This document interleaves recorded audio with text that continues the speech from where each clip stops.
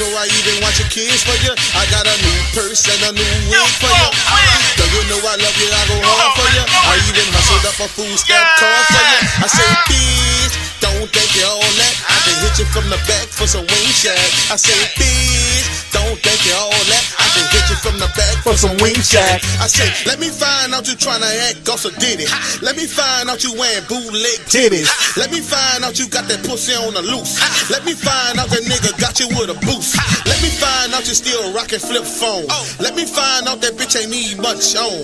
Let me find out that Gucci purse not real. Let me find out you got the internet deal. Let me find out a nigga bring you on Murray. Let me find out the fucking churn ain't for me. Let me find out you acting funny with them stamps. Let me find out you twerking while you got cramps. Let me find out you wearing Spanx to hide your gut. Let me find out your stomach bigger than your butt. Let me find out them booty pads underneath. Let me find out that ain't your real booty meat. Let me find out your old man selling bricks. Let me find out your old man turn snitch. Let me find out your old man wear sandals. Let me find out he watch the Lifetime channel. Let me find out you I gotta let that ride. Let me find out you riding around with no insurance. I gotta let that ride. This nigga trying to buy the ball. Let me find out they about to repossess his car. Woo! Let me That's find out Fifth your Ward best Weaving. friend took your man. Let me find out they posting pics on Instagram. Let me find out I gotta let it ride. Let me find out you got them diamonds that's blurry. Let me find out you ain't got money for the rent. Let me find out you spent that money on that bitch. Let me find out you out here stunting like you got it. Let me find out you ain't got 20 in your pocket. Let me find out you putting rent. Oh man, what's going on, family? Welcome to another episode of the Tariq Elite Radio Show. My name is Mr. Tariq Nasheed, also known as Tariq Elite, also known as King Flex, ready to chop up some good game, family. Don't forget, family, today is the last day to get that Macish Package holiday deal.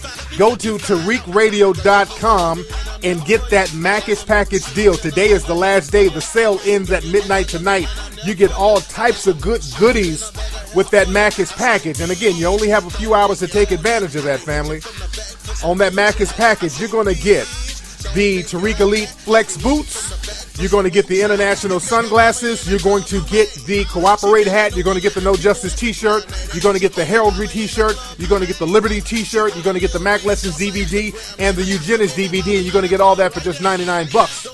So you go to TariqRadio.com and take advantage of that deal, ladies and gentlemen. We're going to take some calls on today's show. The phone number is 818-850-5404, ladies and gentlemen. And we're going to take a real quick commercial break, and we will be back with some phone calls, ladies and gentlemen, right here on Tariq Radio. Fact. In 1986, a document titled Silent Weapons for Quiet Wars was discovered. In it, a plan to control humanity in the form of a third world war. Case Ultra presents a new monthly t-shirt and magazine series exploring a fictional yet possible reality of events based on that document. Seek tragedy and hope unfold in each issue and get a high-quality t-shirt, magazine, and free stickers every month. Sign up now at CaseUltra.com. Use the coupon code KFLEX and you get 50% off on everything on the site. That's CaseUltra.com. Arena Players, that's located in downtown Baltimore, Maryland. That's one of the oldest African-American community centers in the country. Arena Players, they're presenting a brand new play called Jitney by famous playwright August Wilson. Now, Jitney is a dramatic comedy set in the 1970s about black men struggling to make ends meet. The show runs from January 9th to January 25th, 2015. Tickets are $18, $12 for students and seniors. Tickets can be purchased at arenaplayersinc.com. That's arenaplayersinc.com. You're now tuning into the King of Game, Tariq Elite, on Tariq Elite Radio. What's going on, family? Welcome back to the Tariq Elite Radio Show. And I am your gracious host, Mr. Tariq Elite. Glad to have everybody tuning back in. Don't forget to get that Macish Package. Go to TariqRadio.com. You got 1 day left, well, a few hours left to take advantage of that holiday Macish Package, ladies and gentlemen. Now let's see who we got on the phone. A lot of phone calls are coming in. What's up? Who's calling? Yo, what up, Flex? It's Chris, man. What's good, bro? What's up, Chris? Where you calling from? From Orlando, Florida, man. There you go, man. How you doing down there in Orlando, bro? Just good, man. Checking you out, man. Checking you out. I had to call you. Just wanted to say, just like everyone else do, much respect. Love everything you do. And it's funny because with my wife and everything, she was like, you know, when brothers get older, how come you don't have no new friends? I'm like, man, you know, it's hard to meet brothers out here. So I listen to Flex, like-minded guys like myself, talk to my homeboy that's up the road once a week. But other than that, man, you know, it's like a brotherhood with you, man. And I just want to let you know that. Much respect, man. I feel you on that one, brother, man. Thank you for the call, bro. Yes, indeed. I feel that, brother. Let's get another call in. What's up? Who's calling?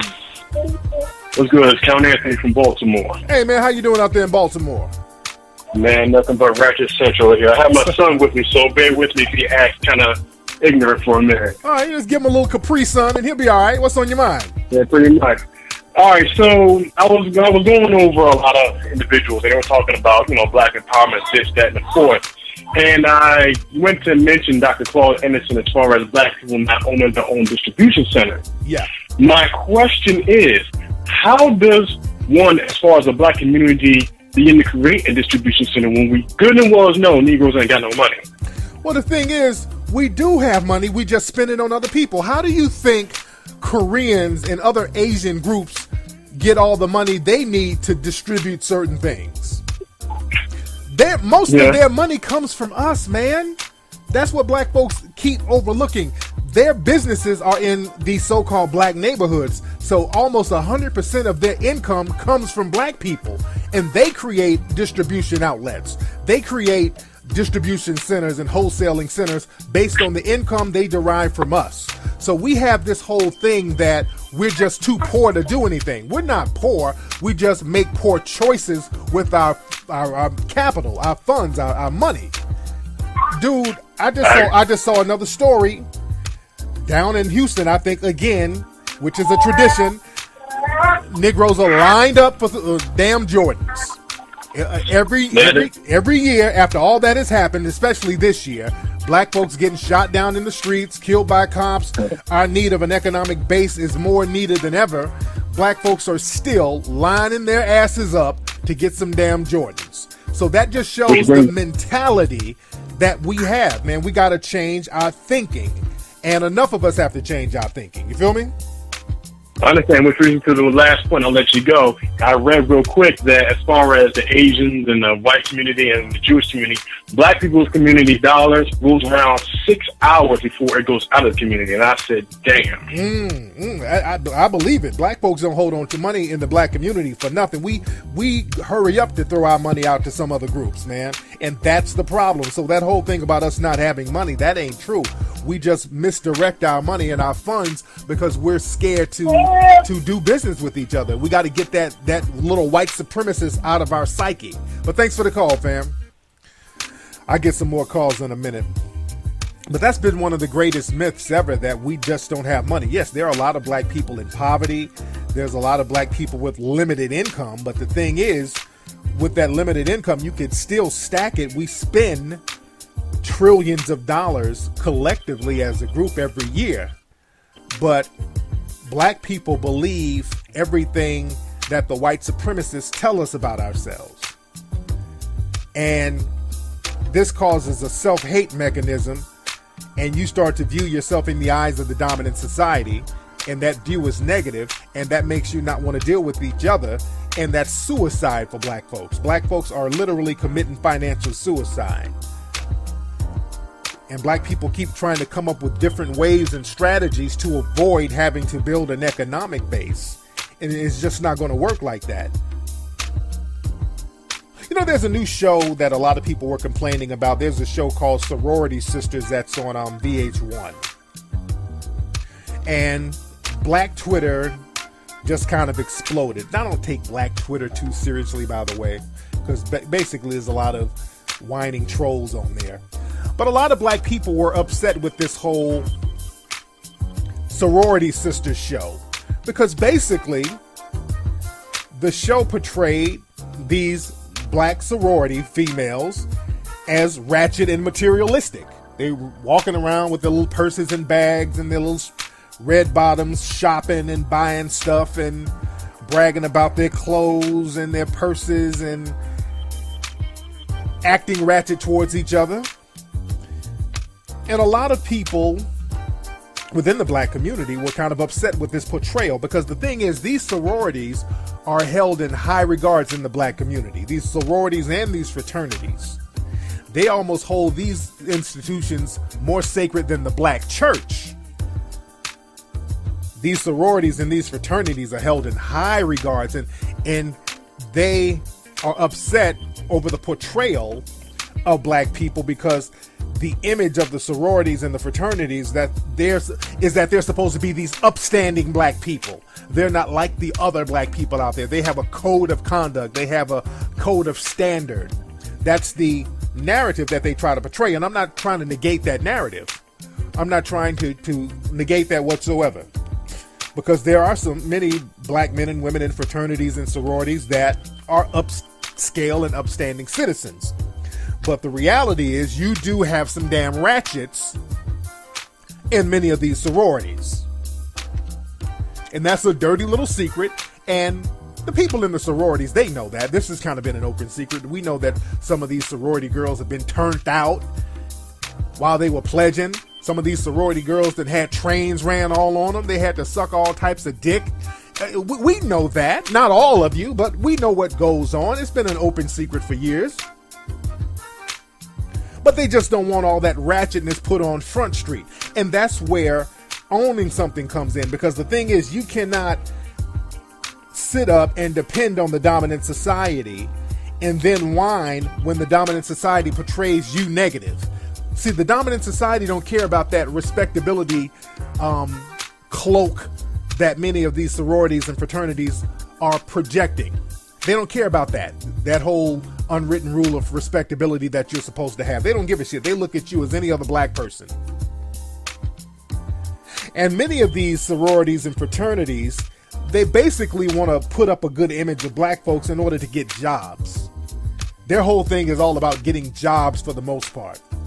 Not all, but a lot of them. Their whole thing is presenting yourself a certain way so you can get a good job, so these good white people will hire you.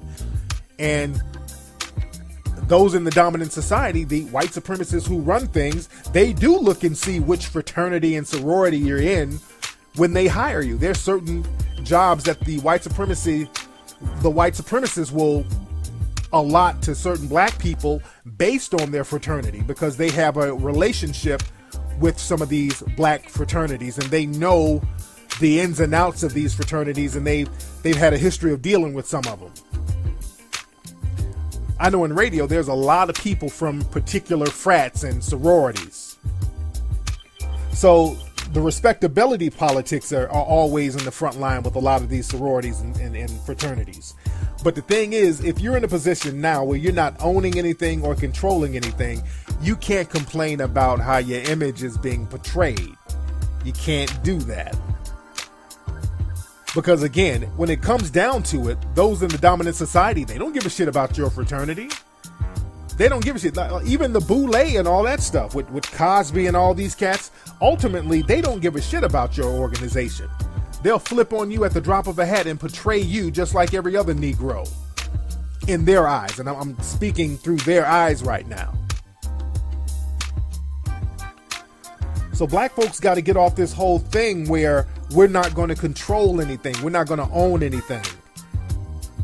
Because not owning and not controlling things, it keeps coming back biting us in the ass. And we got to start doing business with each other. My wife and I, we got a black midwife because we're about to have a baby in a couple of months. A new baby. We already have children, but we're having a new baby in February. We got a black midwife. And this sister is basically the only certified, from what we know, the only certified black midwife in Los Angeles. Now, granted, a lot of times when black people try to go into business for themselves and create job opportunities for themselves, sometimes the white supremacists will make it more difficult for black people. This is why black people should stop trying to negate the fact that white supremacy exists. Because I see that a lot too. A lot of black people will try to pretend that white supremacy doesn't exist or to not talk about white supremacy. I hear this narrative a lot from black folks. because a lot of times black people are again trying to impress white people and not offend white people so they can get jobs. So they do not like to talk about the existence of white supremacy. But white supremacy is a real phenomenon, and what you do as a black person, acknowledge the presence of it, and then you not fall for the traps that white supremacy sets for you. Because white supremacy sets up traps for you to fall in if you're a black person. So the key to the game is to avoid those traps and those pitfalls and hustle around white supremacy as best as you can. But as far as the midwife thing, we were going to get a midwife anyway, and we were looking for black folks. And we did it right on time, because I talked about this on Ustream. We had a medical facility we were going to first. That was a white-owned one that's close to our house.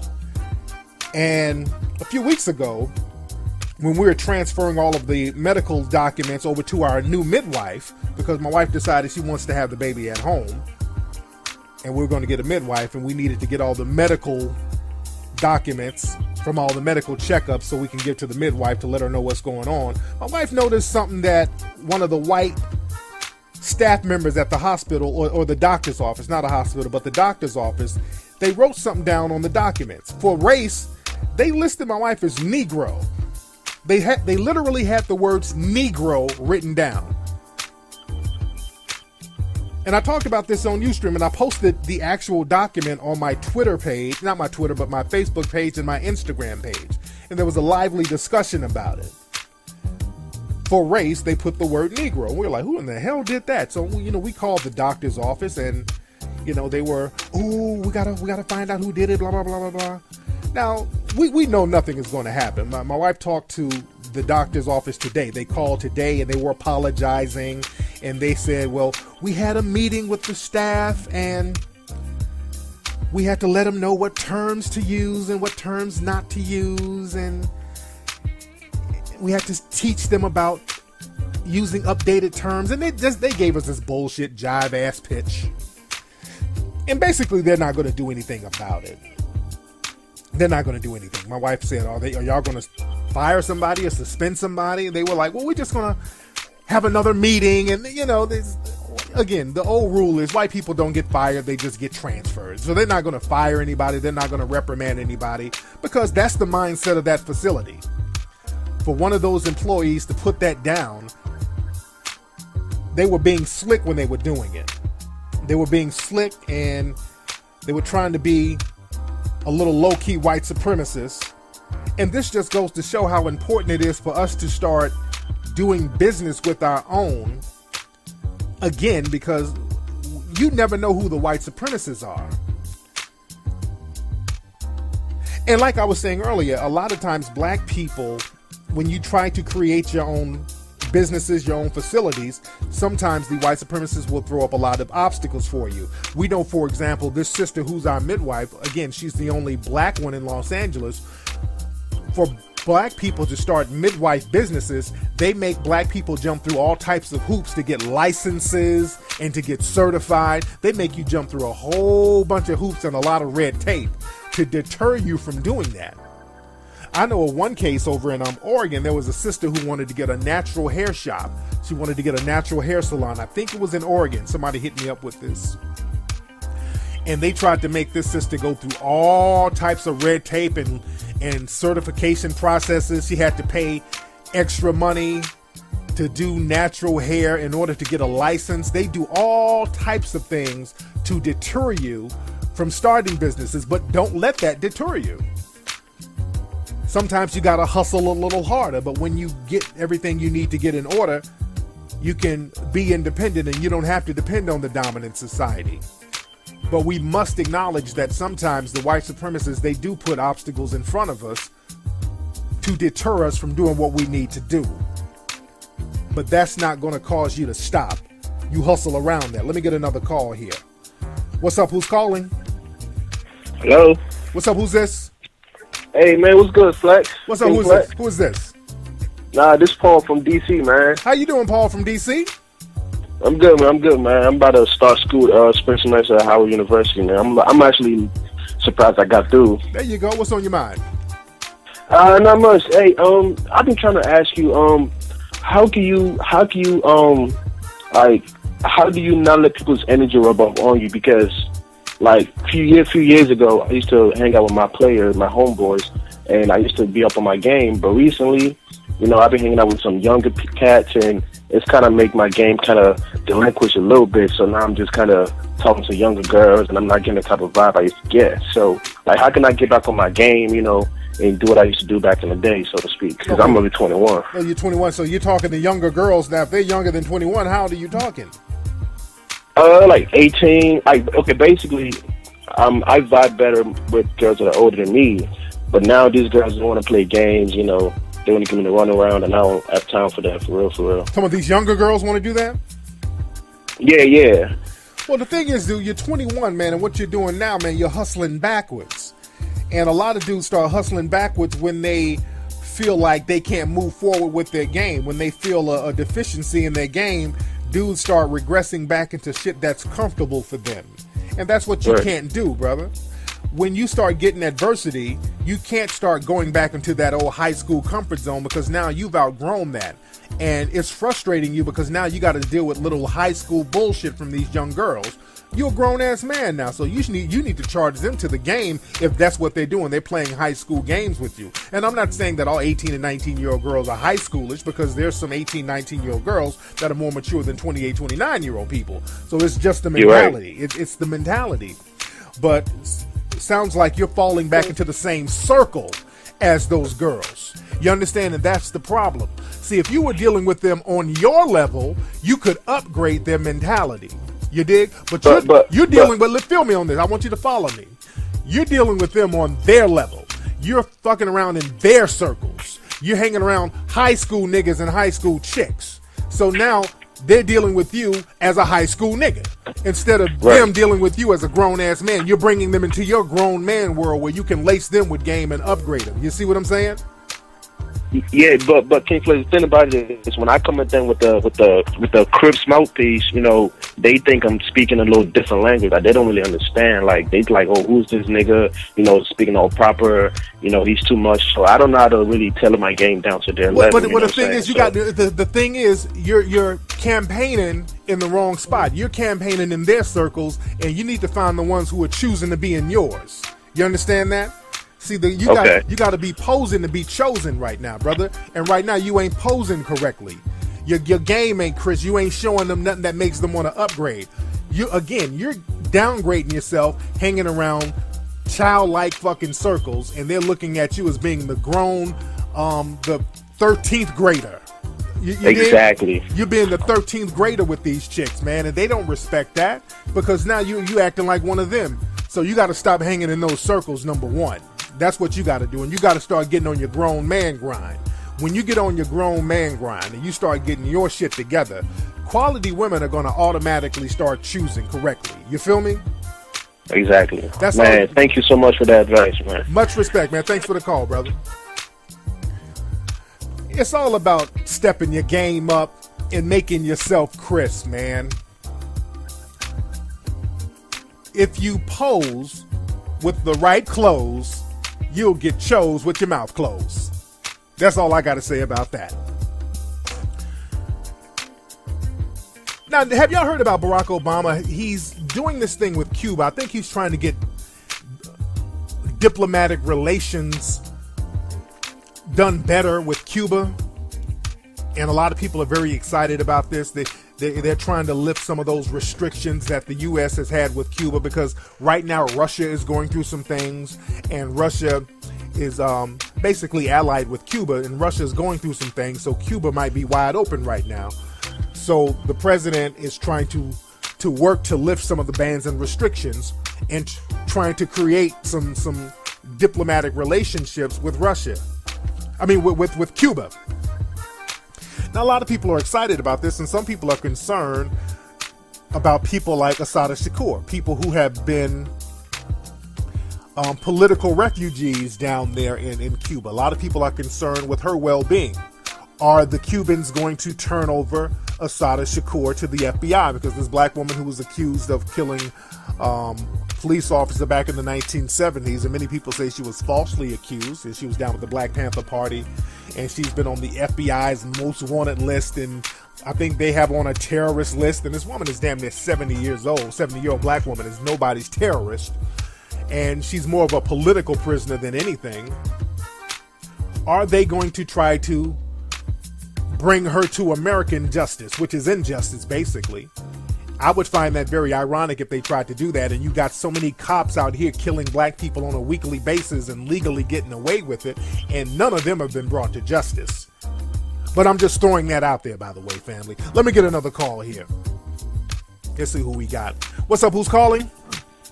Hey, I finally got through. Tariq Nasheed. Yes, this is Jay, man. I'm calling out of Tucson, Arizona, but I'm by way of Detroit, Michigan. Me and we both got the same hometown and whatnot. Big fan of your work, man. Got Arda Mack and the Macklefin. Tara B played. I even put my cousin up on that book. She's a female and she liked the book a lot. Big fan of your work. I got 2 quick questions. I know you're kicking game on the show right now. Yes. Previously, you did a show about how to trump the sex card. How can I, real quick, just let that not play a factor in dealing with females? And the second question, the book Black Players, I'm actually friends with the author, or she's the co-author, Richard Milner's ex-wife. I was wondering where I can find that book at. You can get it on Amazon. The book is available on Amazon. You can still get it on Amazon.com. It's available right now. Okay. Yeah, very good book, man. Real deep game in that book. But as far as trumping the sex card, man, it's all about being disciplined, man. Because, see, women, they can smell thirst from a dude. They can smell sexual thirst. They can tell when a dude is thirsty and low-key desperate for sex. They can tell by your body language. They can tell by your aura. And when they smell that and when they sense that, they start using that to manipulate you and control you. So you gotta genuinely discipline yourself so that you can't be controlled by that. Even if you meet a woman and you really want to hit it, you got to control that to the point where you can be in a position where you can turn it down and be all right. Women can respect that. So that's the way you trump that. You feel me? Cool, because what I've been doing is I've been switching up the game a little bit. I remember you saying the importance of having a woman engaged in a basic general conversation without her thinking that the only thing that you want is sex from her, or just wanting anything of value from her, and just taking just a real general cool game to her, letting her know that you representing yourself and letting her know that, you know, you qualified and that she's qualified and that you somebody she need to be dealing with. Absolutely. And the thing is, man, you got to genuinely be interested in just having a cool conversation with the female and just getting to know her on a psychological level. You got to really be into that and be cool with that. Even if the woman is fine with ass and titties just pouring out everywhere, you got to be able to stick with the mind. You got to be right there in the head. You got to be in the mind, and you got to be able to charge all that to the game, and she has to sense that you can charge all that to the game. Even if women start trying to tease you or whatever, you got to keep your composure and let her know that, okay, this is cool and all that. I'll hit it if I feel like it, but I can charge you to the game just so I can get to know who you are mentally. Women, they can respect that, man. If you can discipline yourself and do that, you'll be a boss player.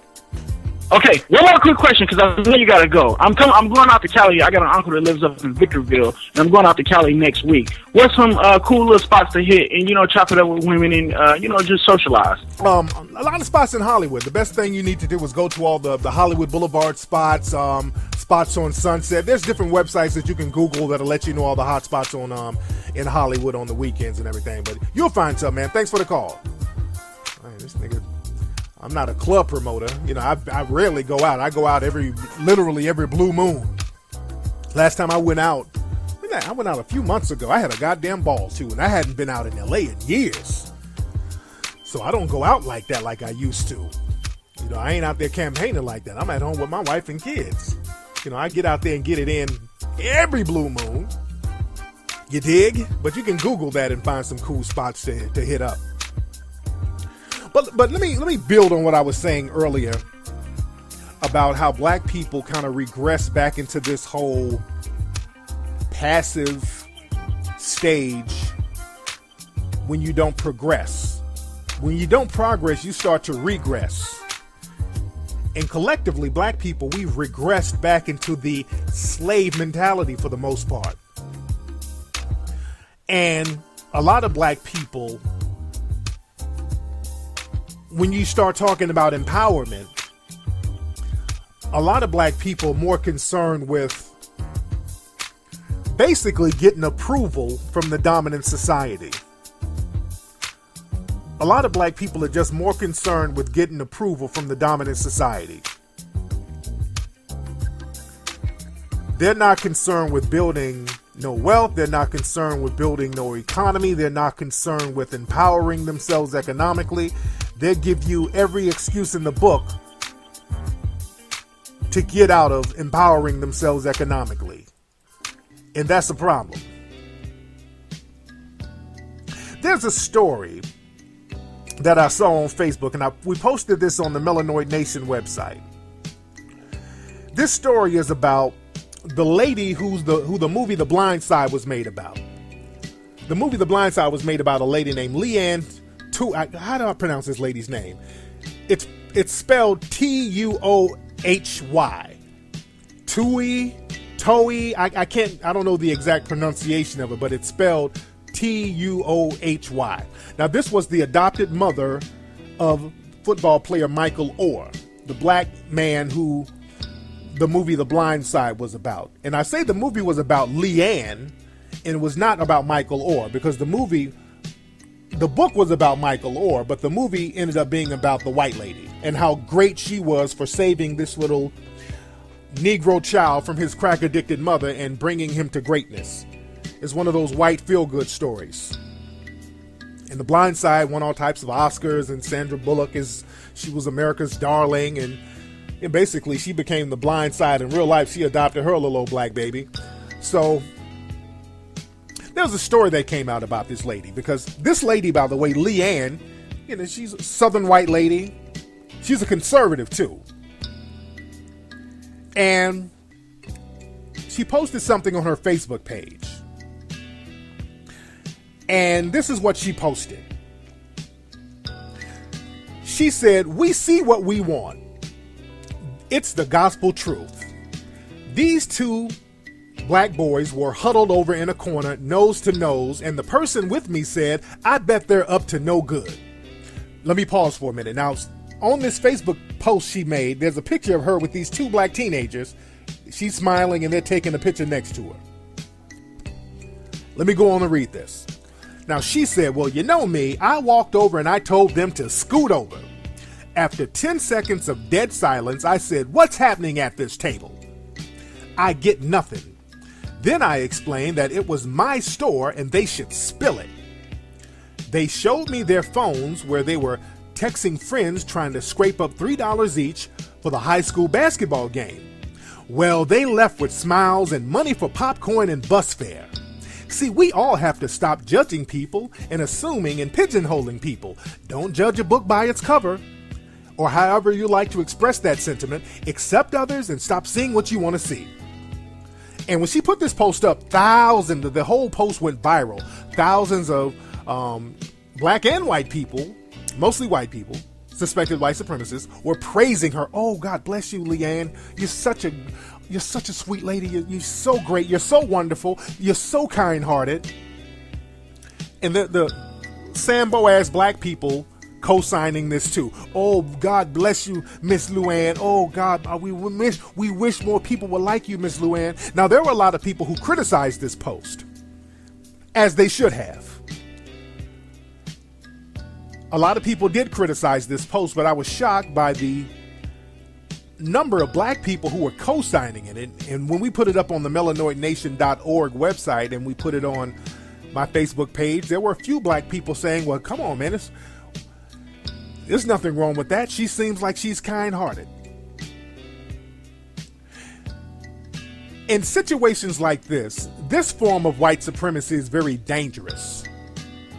It's dangerous because it manipulates black people. Black people don't understand this type of white supremacy. And this was white supremacy all day. And what makes it dangerous is that this kind of white supremacy comes with a bow and a pretty ribbon wrapped around it.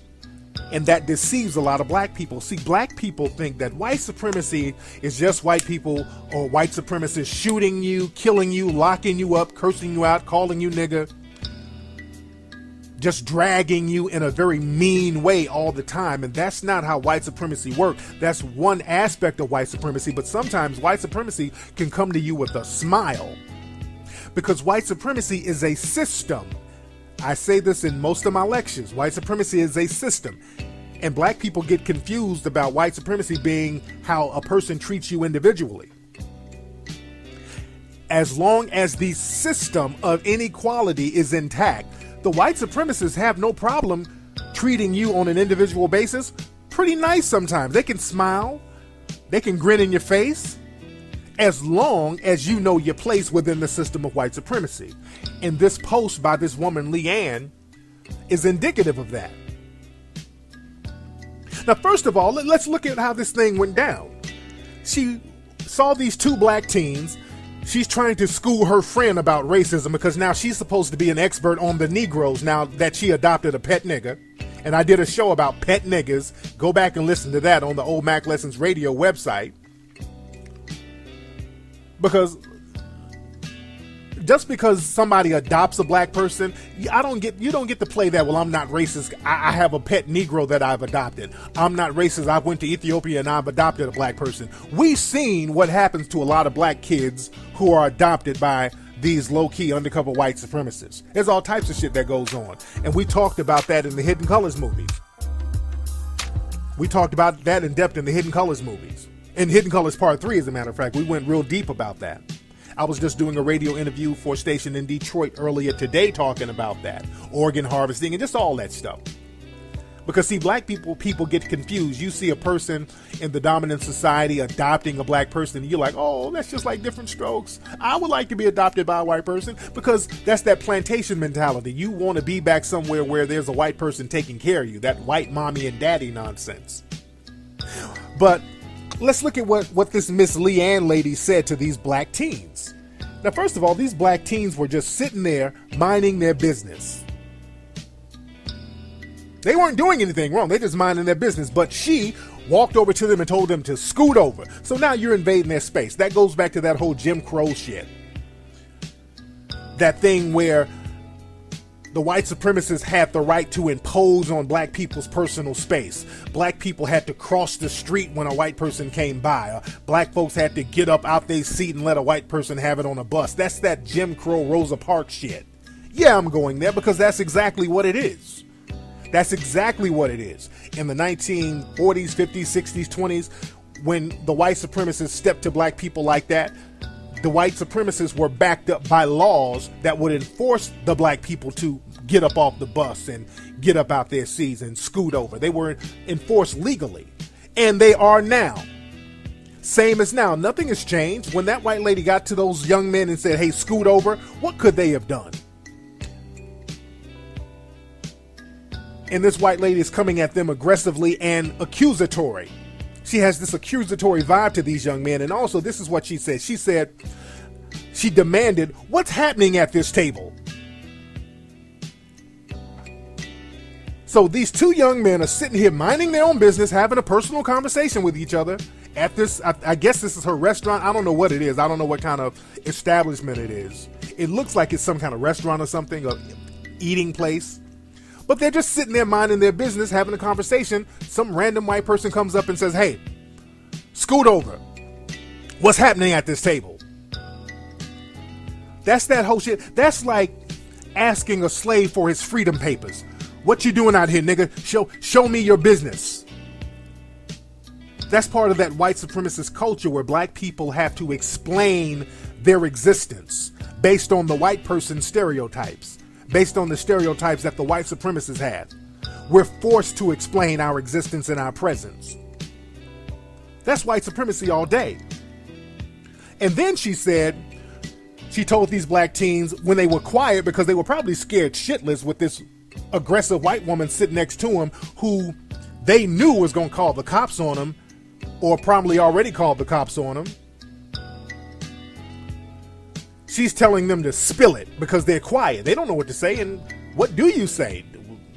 Spill what? We're not doing anything. So she's like, y'all better spill it. Like they're in an interrogation room or something. And the thing is with this lady, Leanne, her dad was like a U.S. Marshal. So this woman grew up in a family of law enforcement. So she knows the mentality of white officers and their relations to black people. She's very aware of that. She's very aware of that. All that kind-hearted Southern Belle bullshit. She's very well aware of her privilege as a white person and how she can get on that phone and anything she says about those black people will be believed. As we've seen in this country repeatedly, where black people have been murdered by law enforcement based on the false accusations of a white supremacist or a suspected white supremacist. These boys, on a subconscious level, had to know that.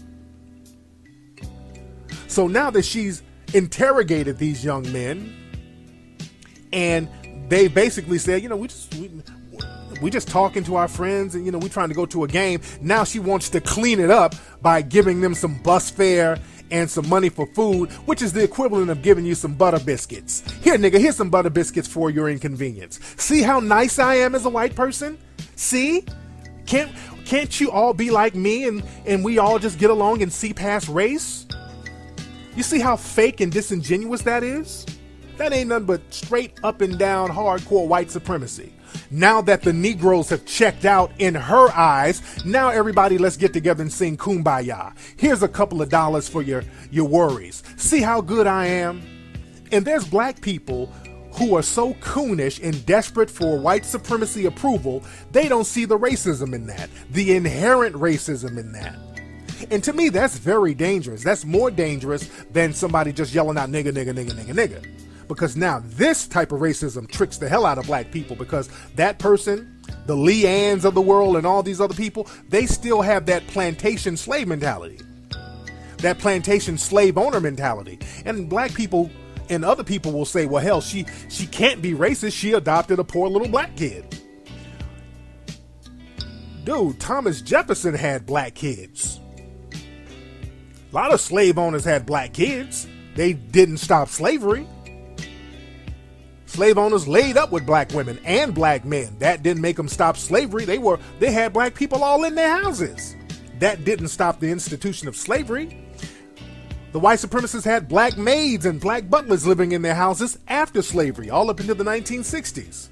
That didn't stop the system of white supremacy. So we got to get off that whole thing just because a person is being nice to you if they're not practicing white supremacy. And we got to stop regressing with our game. You got to stay on point. We can't keep regressing back into this plantation mentality.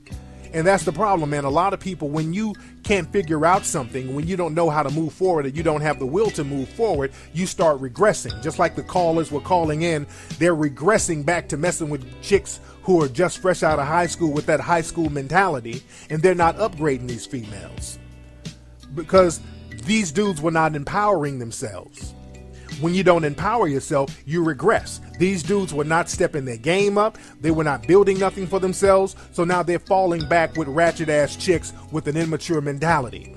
Same thing with dealing in the system of white supremacy. When you do not empower yourself, when you don't build nothing for yourself, when you don't create nothing for yourself, when you don't own nothing for yourself, your ass start regressing back into this coon, buck dancing, thank you, missy, thank you, massa, for the crumbs you give me mentality. And that shit ain't gonna work, family. All the buck dancing and ass kissing, that's not saving you from white supremacy. That's making you more vulnerable to white supremacy. So we can't be out here regressing. We gotta stand up, move forward, change yourself, change your game, and that's going to create a system of empowerment that will protect you to a certain degree from systematic white supremacy. Got it? Man, hit me up, y'all. I got a lot of lectures that I'm going to be doing in early 2015. I'm doing some stuff in Chicago, late March. We're finalizing that. I'm going to be in London. I'm in the promoters. Shout out to the brothers and sisters who are the promoters. They hit me up. We're negotiating the whole London lecture. That's going to be a big one. That's going to be in March. A lot of people want me to do stuff in February. Now, y'all hit me up so we can schedule that, because, again, my new baby is due in February, the middle of February, so I want to do some stuff before and after that. So y'all need to hit me up at, my email is kflex, TRIKFLEX, the number 4, life, LIFE, at yahoo.com. Let's chop up game. Get your money right. Don't hit me up when you're just planning stuff and you're talking about what you might want to do. Hit me up when you are ready to roll, family. I hate when people hit me up window shopping. You ain't got no paper.